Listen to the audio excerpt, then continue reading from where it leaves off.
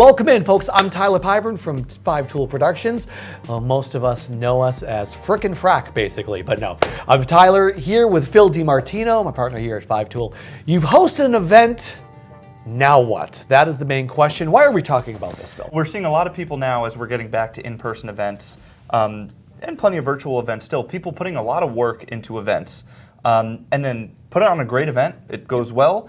And then maybe not necessarily knowing exactly what to do once that event date passes by in terms of making sure there's ways to engage with your attendees and taking that event and making it live on. So it's common feedback we've heard from a lot of people that we work with. And I think luckily there's a lot of people doing a really good job with this too. So trying to help people out as they get back to hosting a lot more great events in terms of making sure that it lives on and looks great and does work for you after the event. The thing date. you just said there is the piece that we hear so often is, can I make my event live on? And when we say that, kind of breaking that down one step further is, say your event is a one-day event, or it's an afternoon event, or a 2-day, or a weekend, or even a full long week conference that you have going on.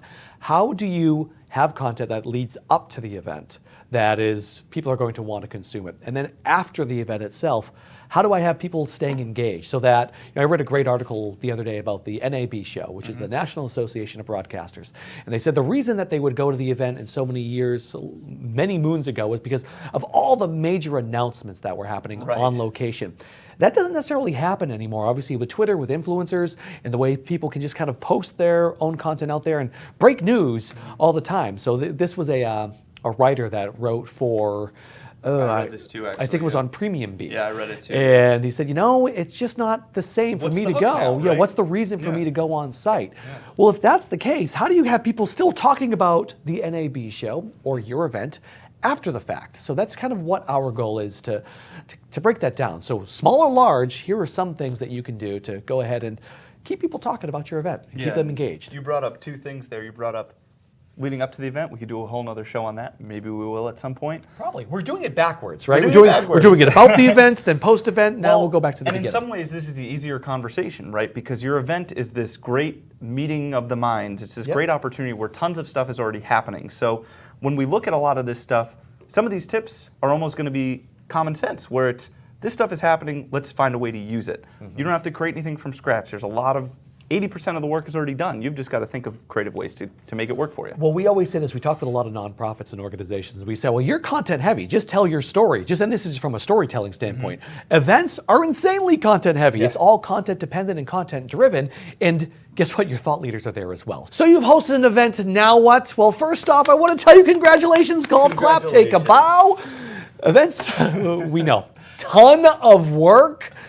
Celebrate the accomplishments. However, time to get to work. Yeah. Right? That's the big thing that we want to make sure that everybody knows, that it doesn't end. Yes, take a breather, but go ahead and we've got to kind of get to it now, right? Yeah, absolutely. And I think it is a good point. This isn't to minimize how much work you've put into it. This is to acknowledge how much work you've put into it and to say, don't let it end here today, right? Everyone who's ever worked on an event, you know that feeling the day after the event. You're dead tired. You just want to sit down. Your feet hurt. Yeah. Right? Even when it's a virtual event, your feet hurt. Nobody knows why, but it happens. You're running up and down the hallway, pacing, getting ready for it, right? But it's everybody knows that feeling. It's done. You're like, I just want to sit down and do nothing for a couple of days. That's a totally valid way to feel. However, you've just worked so hard for weeks, months, a year leading up to this event. Do not let it go to waste. Make sure that you take that hard work and make it continue to work for you, and don't let it go to waste. So the general premise that you're going to be seeing with this the entire time is really one event equals multiple pieces of content. If you've ever heard us speak before, if you've come to a demo before, if you've been on a webinar with us before, you've seen this slide. Slightly different because we always talk about it in terms of going out on location and doing a shoot and making multiple forms of content, but your event is no different. Your event is a shoot at the end of the day, and turn that into many short form videos, graphics, blog posts, and a lot of stuff needs to come out of it, not just the event is over, it's on demand, right? Right, and this is even, we talk about this is the same thing with the shoot. This is even more true with an event because it's easier to accomplish it. It's easier to accomplish it. And there's already so much you're doing to plan out content tracks and talks and breakout sessions and what are we going to talk about? What is everybody going to hear about? So when you actually think about this, there is so much to start from. The opportunities are really there, and it's just about grabbing them and running with them. So with that, what we want to do now is kind of dive into some of the different types of things that we have requests for, and what can we do that, but also in addition to. So what is one of the most commonly requested things for us to do out of an event, Phil? 100% one of the most commonly requested things that we see from event coverage is creating a highlight reel. And that is a totally valid thing, and you 100% should create a highlight reel because you get beautiful shots like this. There are a lot of great visuals at a lot of the events we go to. Your wedding montage, right? Yes. That's what I like to use as an example for anybody that has a hard time understanding exactly what it is. Think of it if anybody's seen their wedding video, right? It's usually that 3 minutes. Yeah. That's all the fun things, people dancing, having a great time. Show how awesome your event is. Right. But that can't all be the only thing that you create out of it, right? No, so you should create a highlight reel, but you should not just create a highlight reel. Exactly. It's not, don't create a highlight reel. Don't just create a highlight reel, right? There are other things out of there, like what you were talking about before is a great example. It would have been wonderful to have a highlight reel, and they probably are putting together a highlight reel of that conference that we were just at, of all the different things that goes on. But your audience that maybe missed out, all they're going to say is, man, I missed out.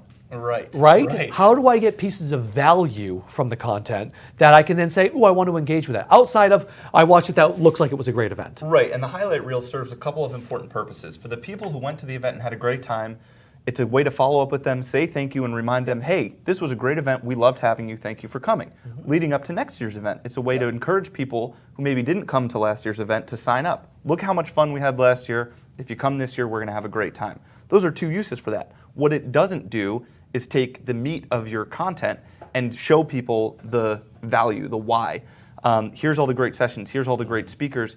It'll get that surface level, and you might say, oh wow, they had Phil and Tyler speak. That's really great, and that's compelling to me.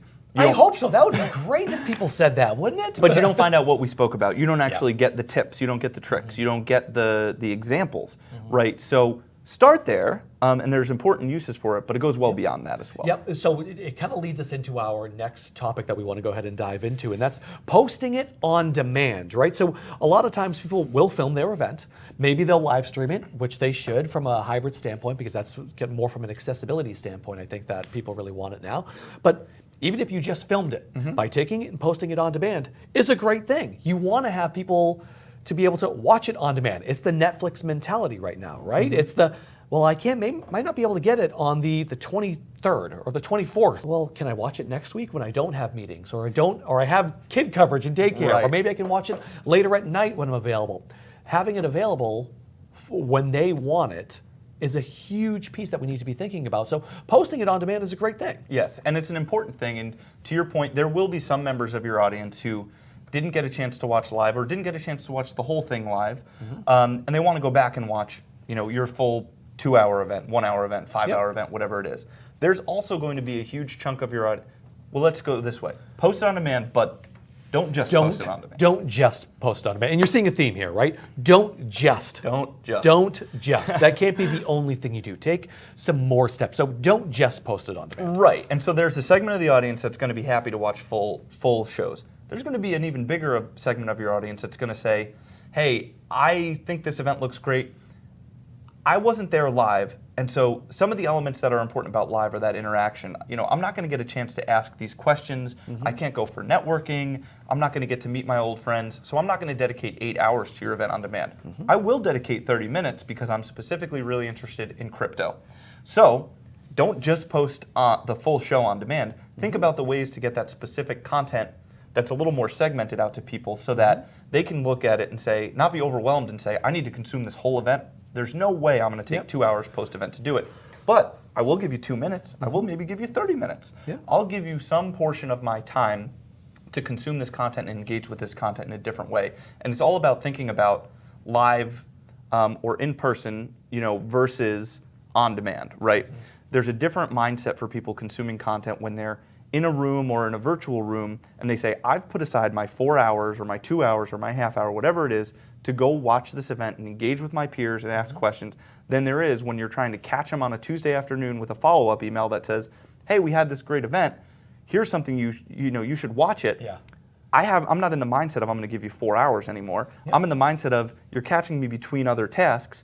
I might give you 2 minutes. I might give you 10 minutes. We so often, when we're putting together an event, a hybrid event, we always say, start with the audience. What do they want? What do they expect? If you signed up for the event and said, I can't see it right now, I'll catch it on demand, I guarantee it that you are not watching the entire show on demand. It just isn't going to happen. As much as I like to think so, as much as I want to. We had a person actually mention this at the conference that we were presenting at. One of the questions at the very end was, but no one really goes back and watches it. I agree. They shows, don't go back and generally, watch probably. it. But if you followed up with an email and then said, here's the Cliff Notes version of that hour-long presentation boiled down to 5 minutes, you're probably going to have a lot more success. And if you of get people into watching things it. like audience segmentation and you know, this portion of our audience is probably really interested in, I keep going back to crypto. Crypto.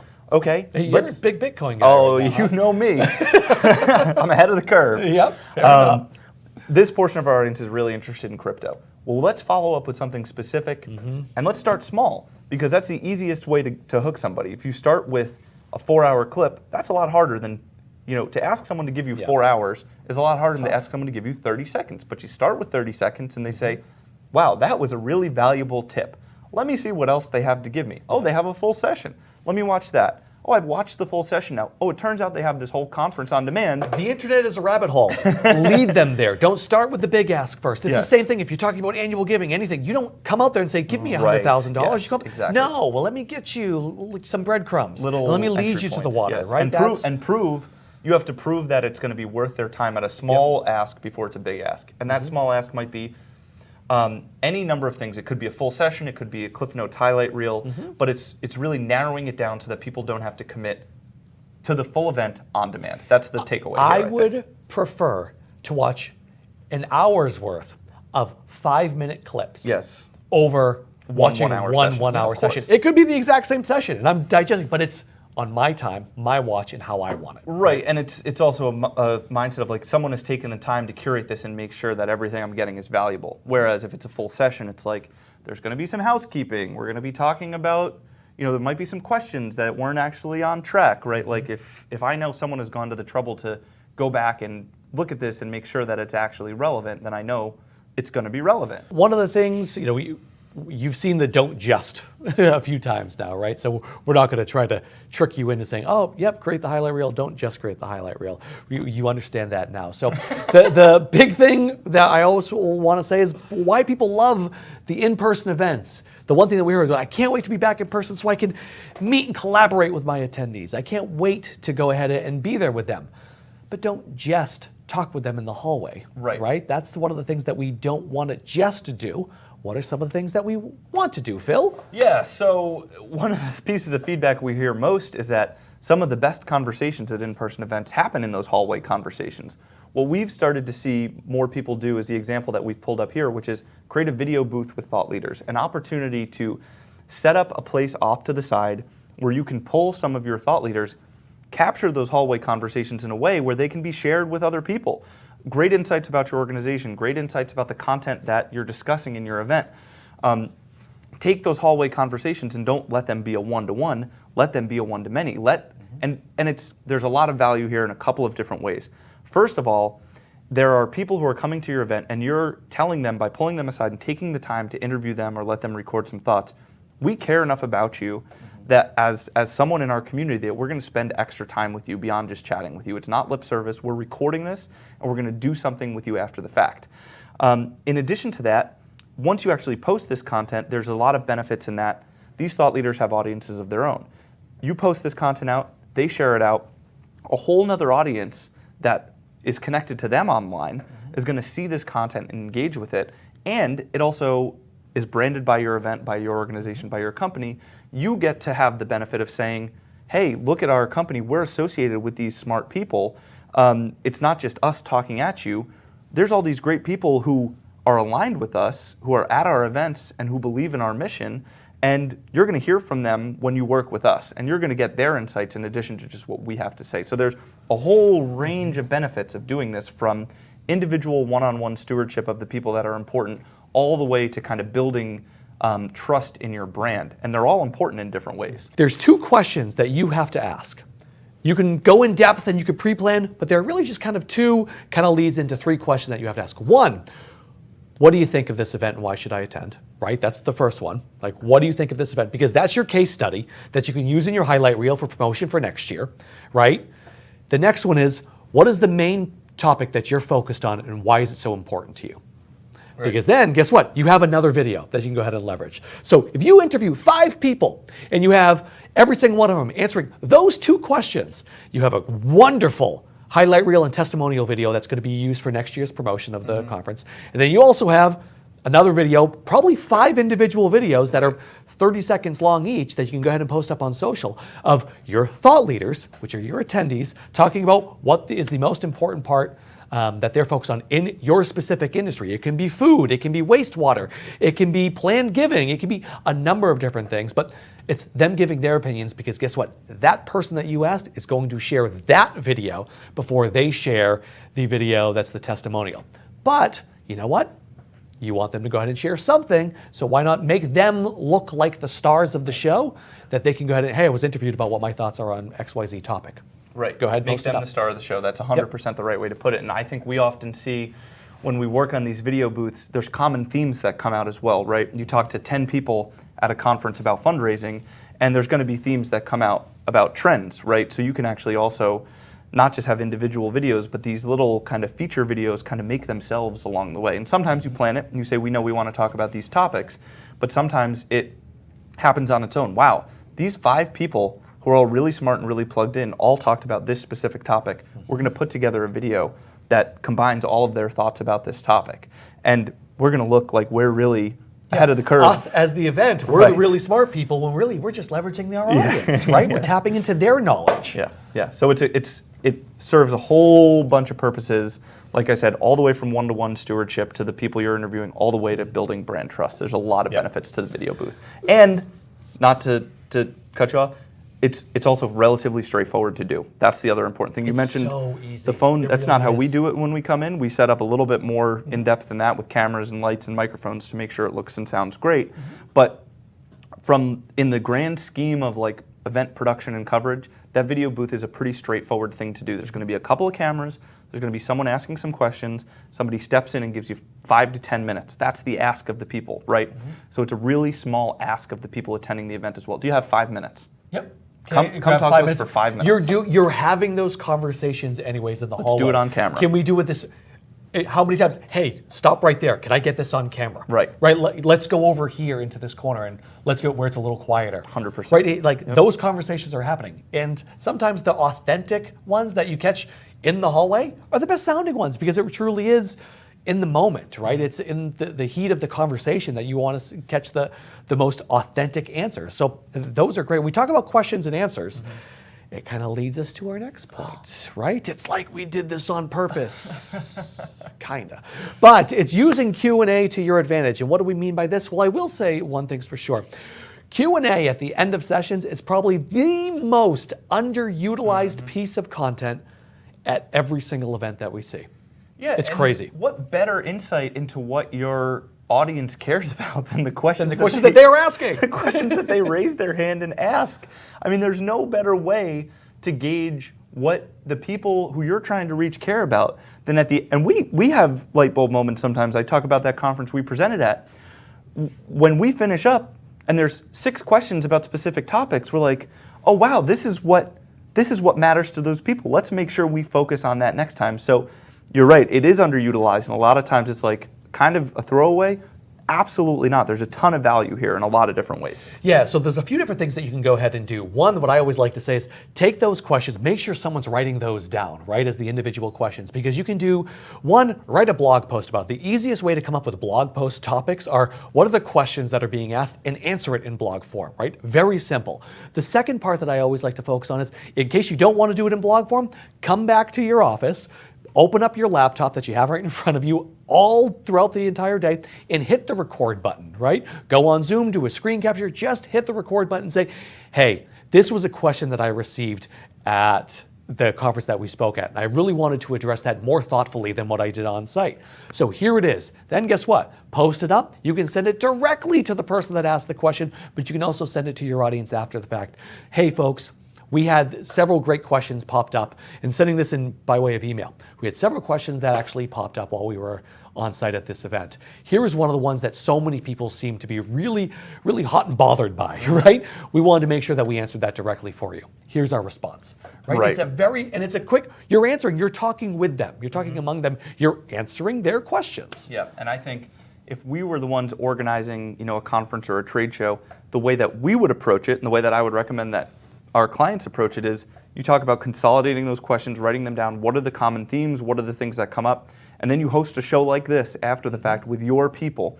And ideally, you're making it all come full circle because you also have some clips that you've pulled out from the speakers at the event. And it's a mix of people at your organization saying, question 1 that came up 5 times across the course of our event was X, Y, and Z. We address it a little bit, throw to a clip of someone from your event addressing it. But you have a longer form conversation about all of these questions, and you get to revisit them and really dive into them in a little more detail and provide more context than you can on the spot in an event.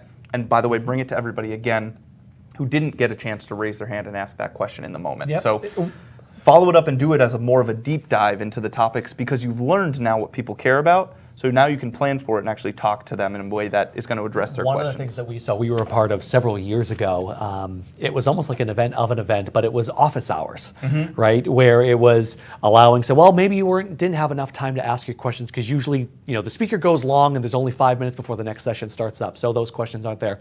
They have, why not say, we're going to have our keynote speaker available for an office hours where, for 30 minutes, 60 minutes, they are open a month after the event, 2 weeks after the event. Say, good, ask your questions now, right?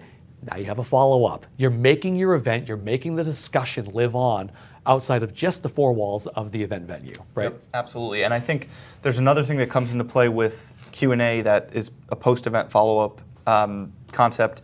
Slido is a tool that we use a lot. There's other tools as well where people enter their name, and it's true with event platforms like Hopin and Feedloop and all these platforms as well. When someone asks a question, you know who that person was, right? Tyler from 5 Tool Productions, who works in video production, wanted to know about X, Y, and Z. You have information about your audience that you didn't have before. Tyler has told you, as a company or an event or whatever it is, that Tyler is interested in this specific thing. If you offer a service that's related to that, you need to use that as an opportunity to follow up. You have content from your event to follow up with Tyler. You know Tyler's interested in crypto. I keep coming back to crypto. Not at all. You know Tyler's interested in this specific topic. Follow up with Tyler and everyone else who's interested in that topic. Provide them some value and say, can we talk more about this? This is actually a service that we offer. Let's continue to have this conversation. You raised your hand and told us it was important. Let's find a way to make sure that we can provide the service for you that's going to address your needs. And that's why it's important, like you brought up Slido, and I'm so happy that you did. It's important to use it not just for the remote virtual audience, but to use it in person as well, because you can in fact capture names. Well, I know everybody, it's probably one of the worst parts of any conference is when someone has a question, they stand up and they just scream it out there. Nobody in the audience can actually hear it. The person says, could you say it again? Yeah. We always tell the person on stage, can you repeat that? All right, I'll repeat the question for you. The question was this, right? It always just sounds awkward. It might not be the exact question that they asked. And then you don't have that data capture of exactly who that person is. But if you tell everybody in the audience ahead of time, hey, ask your questions, open up your phone, log on to this website, which everybody has their phone with them at that point in time, and they have Slido up. I used it as an event as a speaker a couple of years ago, and I thought it was arguably one of the best experiences I've had when it came to Q&A. And that was just the in-room. They weren't even streaming the event. Right. It was just the folks in-house that were asking the questions. I saw them pop up. I could answer this. I knew the person's name. I could follow up with them after the fact as well. It just goes a long way, and that's the point that we want to make. There's technology out there that's cheap, a very light lift. Leverage it. Don't just say, we're going to have our AV person run around like a crazy man with a microphone, because then you don't get it quite as many questions, right? And you're going to be in the event and someone's going to ask a great question and you're going to say, oh my goodness, who was that? No one's going to know. And a couple days later, what was that question they asked, right? It's just what happens. All right, that's enough about Q&A. Let's talk pictures, because one of the things we see— They're worth 1,000 words. They most certainly are. But with that, I don't know why I'm doing voices today. We're having some fun with it. But when we talk about pictures, one of the things I see a lot of times out of events is that, say, bring a photographer on, take some pictures, great, upload the whole entire album of the picture, and let people just sort through on their own. Yep. That's great. but there's a lot more that you can use with pictures, right? This is another one of those, do that, but don't just do that, right? Yes, post that full album. I know there have been events that I go to where I click through that album. Largely what I'm doing is saying, am I in any of these pictures? Cool. Oh, there's the back of my head. Right. But so post that. That's great. And people will engage with it. Oh my God, that's so funny, my coworker. How fun to see this great picture of them, all that good stuff. But don't just do that. Use those in other ways. And the biggest thing here is help it feed your marketing machine, right? And that's the thing. You have these great, high quality, professional photographs. Don't let it stop there. Use it to feed your marketing machine in other ways, right? Yep, absolutely. And I think one of the great groups that really does that well is Spartan Race, right? I don't know if you've ever heard of Spartan Race. They're the obstacle course people that like mud runs and things like that. Spartan Race does a great job. Well, they'll upload, the event from Boston, right? They'll upload the event that took place up in northern Maine, right? But then in the weeks that will follow, they'll keep trickling things out one at a time. A quote graphic from somebody that happens to be, that race was awesome. I loved running at Fenway because of this, right? And it helps keep people engaged. That person, of course, you post an individual picture of me, I'm absolutely sharing that after the fact, right? Yeah. So being mindful. Tagging the companies that were there, interesting captions, and it's not just, to the same point as the highlight reel, it's not just, look at this picture. Yeah. It's going a little bit of a step further, adding a little bit of extra context and value as well. This person spoke at our event, they shared these great tips. You're tagging that person, they're sharing it, you're getting a little bit of follow-on. Quote graphics are awesome. Quote graphics are fantastic. Use them, and you're taking pictures anyways, and it doesn't even have to be a massive photography. It could be just even the photos that were taken from your staff with their cell phone. 100%. Right, so go ahead and do that. The last piece, we always want to say, after the event, attendees are great, but they're not the only thing that brings in the money. Sponsors. Do not forget about your sponsors. What can we do with our sponsors after an event? There's a lot you can do with Or sponsors. even during an event as You well. can, so during your event, I think about the trade show example first, or even the conference we were at where there are exhibitors, right? There's people who have said, I think your audience is valuable enough that I'm going to pay you in order to have a booth there where people can come talk to me. When we go to trade shows, one of the most common and kind of easy wins with this is a booth tour, right? And all that really means, it doesn't actually have to be, MTV Cribs of the booth, it's hey, look at how much money I spent on this trade show booth. Build out, exactly. Who's in the booth? They have information that same as the Q&A, they know 10 people have come to me during this event and asked me these questions. Talk to them about that and capture that for the 100 people that didn't get to come through their booth, right? Do a booth tour with the person running your sponsor booth. Ask them questions, let them share their message, and then post-event, you get to share that out. You get to reach the people. You're providing a lot of extra value for your sponsors and making them feel a little bit of that love, and ideally also get to connect with people who might buy from them, right? You're serving your attendees in a non-invasive way too in this way, right? Sometimes attendees don't want to go and talk to a million sponsors. There's some pressure there. They don't have time to do it. They'd rather do other things. When you're posting it as on-demand content and you're sharing this, it's that, the Netflix mentality. On my time, I can decide, I want to learn more about this sponsor. Oh, I see a specific person there. Now I'm the one taking the action. I can reach out to the sponsor. It's kind of that reverse, putting the power back in the hands of your attendees and your consumer, but also giving your sponsors an additional chance to reach those attendees. It's a win-win for everybody. And it's a way that after the event, the sponsors aren't like, what the heck did I just spend my money on? Oh wow, they're still working to make this valuable. How do I continue this conversation, right? And remember when I mentioned those 2 questions before? You can ask those exact same questions for the sponsors. Why did you sponsor the event, and why is it important for you to be here? Yeah, it's important. Guess what? That's a testimonial, so you can get more sponsors in the years to come. And then, what's so important about what's the most important topic in the industry right now? What are your thoughts on them?